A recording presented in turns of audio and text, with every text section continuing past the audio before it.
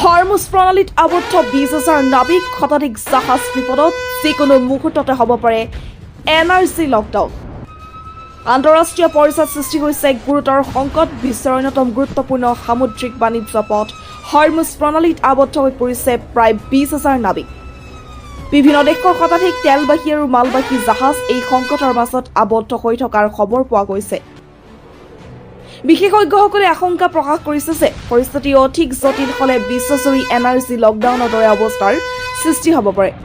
Hormuz প্ৰণালীৰ জৰিয়তে বিশ্বৰ বৃহৎ অংশৰ খাৰুৱা তেল আৰু প্ৰাকৃতিক গেছৰ যোগান চলি আছে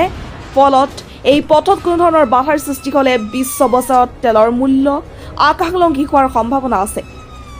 ইতিমধ্যে বহু জাহাজে নিৰাপত্তাজনিত কাৰণত গতি মন্থৰ কৰিছে আৰু কিছুমানে বিকল্প পথ বিচাৰিবলৈ বাধ্য হৈছে আন্তঃৰাষ্ট্ৰীয় বাণিজ্য জননী যোগান আৰু বিশ্ব অৰ্থনীতিৰ ওপৰত এই সংকটৰ প্ৰভাৱ গভীৰ হ'ব বুলি বিশেষজ্ঞসকলে মত প্ৰকাশ কৰিছে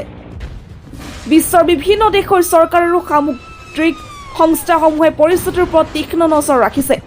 যিকোনো মুহূৰ্ততে পৰিস্থিতিয়ে নতুন ৰূপ ল'ব পাৰে বুলি আশংকা কৰা হৈছে